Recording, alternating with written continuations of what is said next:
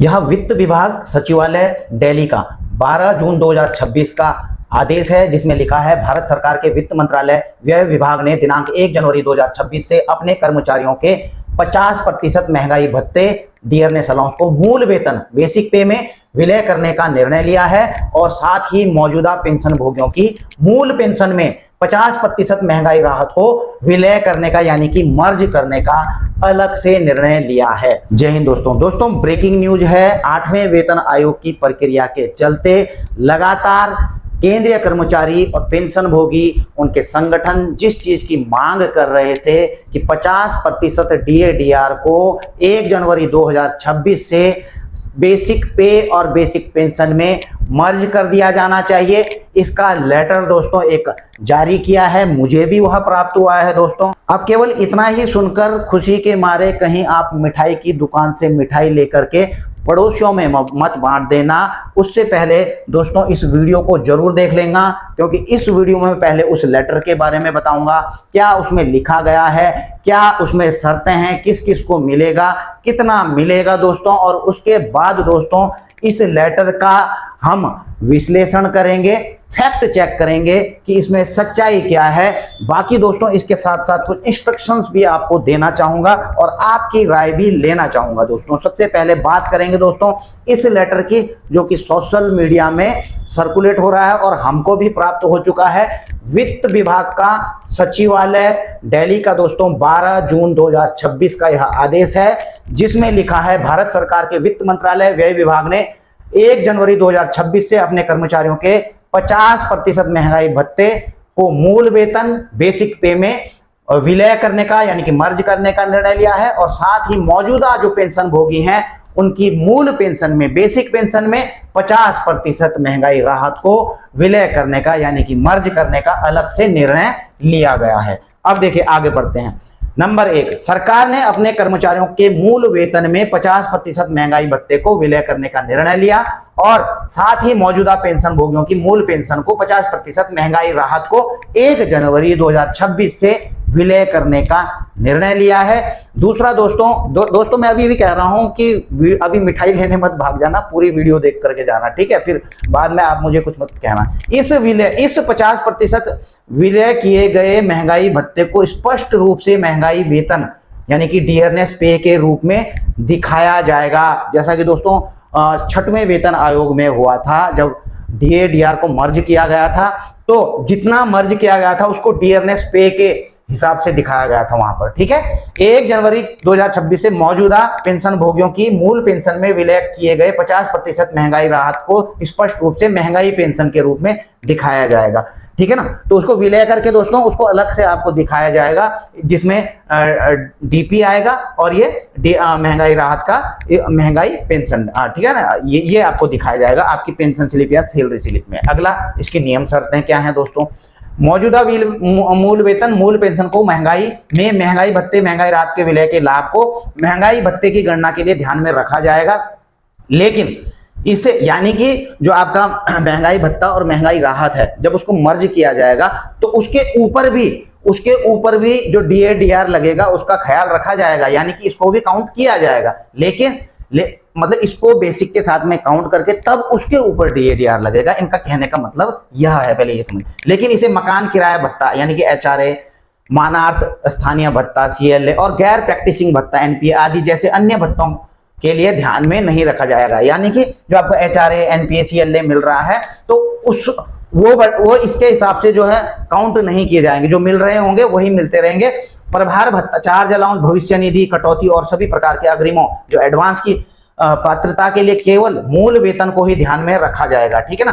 तो इसलिए इसको अलग से दिखाया जाएगा, ठीक है। उसमें मर्ज तो किया जाएगा लेकिन आपकी सैलरी स्लिप पेंशन स्लिप में अलग रखा जाएगा। डीए-डीआर की गणना इससे होगी, लेकिन ये जो भत्ते हैं ना दोस्तों, ये भत्ते क्या हैं, आपको इससे इसकी गणना, भत्तों की गणना नहीं होगी। इनका लिखने का मतलब जो शर्तें हैं वो ये हैं।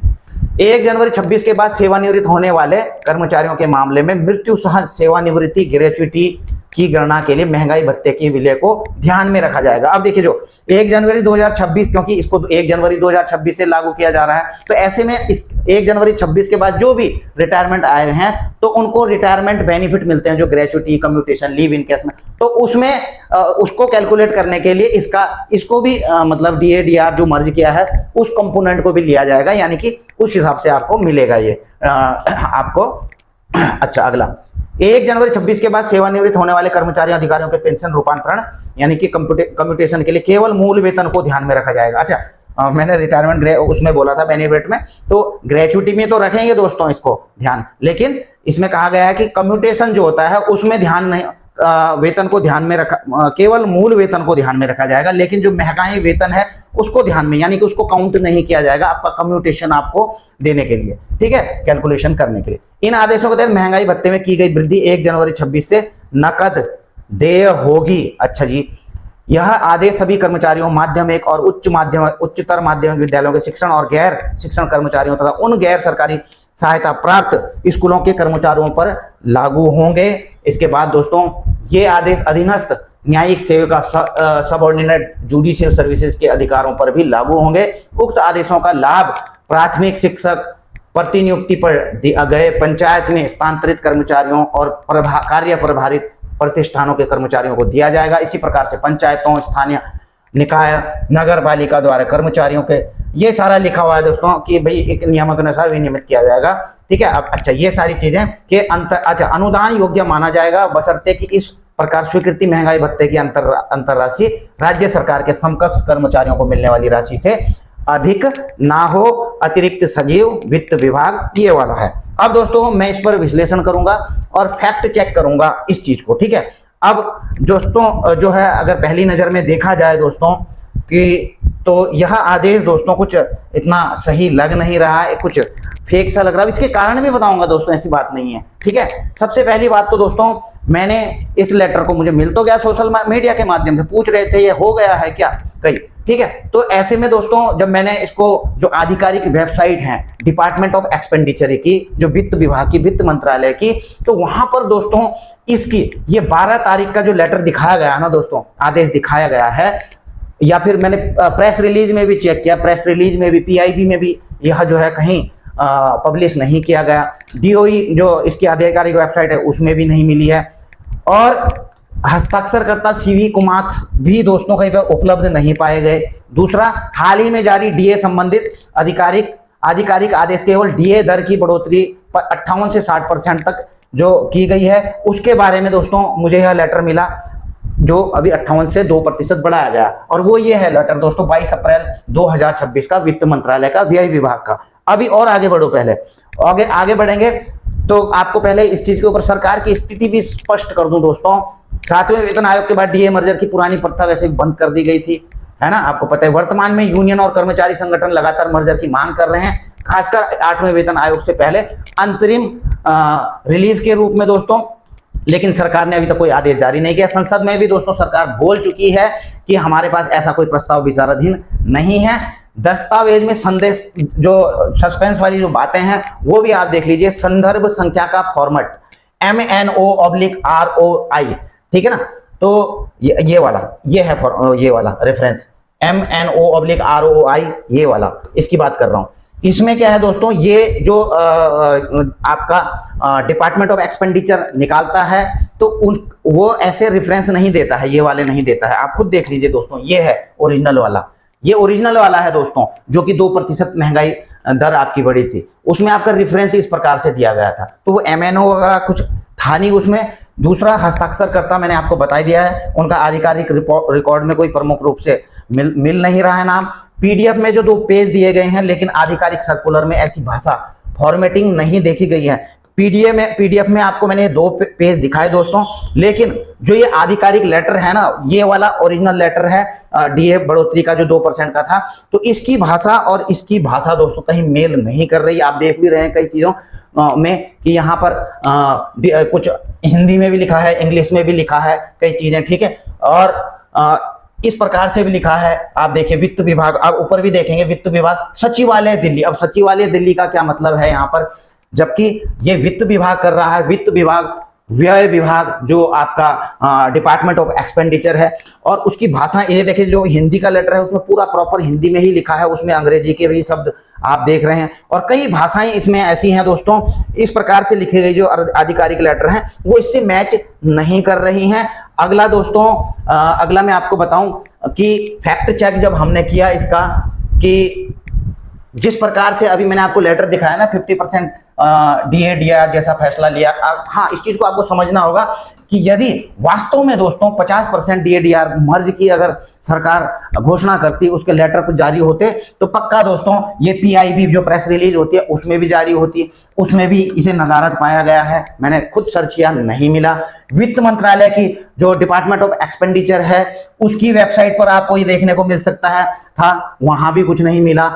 और दोस्तों इतनी बड़ी खबर आने के बाद, जब इतनी बड़ी खबर आई तो, या फिर सरकार ने इतनी बड़ी घोषणा की, तो आपको पता ही है दोस्तों जो नेशनल मीडिया है तो इस चीज में लगातार आपको खबरें देती रहती, लेकिन नेशनल मीडिया पर भी ऐसी कोई खबर नहीं आपको मिलने को देखने को मिली।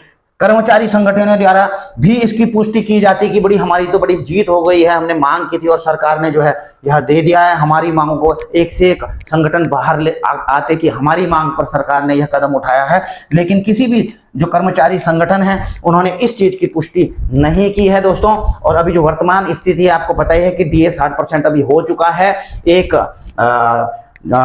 जनवरी से, है ना, और मर्जर की कोई आधिकारिक घोषणा अभी तक नहीं हुई है। अगर आप किसी YouTube सोशल मीडिया पर इस प्रकार की दोस्तों वीडियो पोस्ट अगर देख रहे हैं तो बिल्कुल मुझे लगता है, जो मैंने एनालाइज किया है, जो फैक्ट चेक किया है, तो बिल्कुल अभी तक के लिए दोस्तों अफवाह है। आगे हो सकता है कि भैया मर्ज हो जाए, लेकिन अभी तक के लिए जो मैंने आपको फैक्ट चेक बताए हैं, कारण बताए हैं, तो दोस्तों कुल मिलाकर के दोस्तों आपको सलाह भी यही दूंगा कि अगर ये चीज देखनी है तो डिपार्टमेंट ऑफ एक्सपेंडिचर की आप वेबसाइट पर देख सकते हैं, फिनमिन में, PIB-Government.in में इनके आधिकारिक सर्कुलर आप जरूर चेक करें, तब जाकर के दोस्तों आपको इस चीज पर यकीन कर सकते हैं। अगर यहाँ पर आपको ये चीजें मिल जाती है तो आपको यह भी अपील करना चाहता हूं दोस्तों, अगर आपको भी इस प्रकार से व्हाट्सएप या कोई ऐसी वीडियो जा रही है जिनमें बताया जा रहा है कि हो चुका है, तो कृपया करके दोस्तों ये PDF आ रही है तो इसको लगातार बिना इसकी सच्चाई को जाने हुए दोस्तों लगातार फॉरवर्ड ना करें एक दूसरे पे,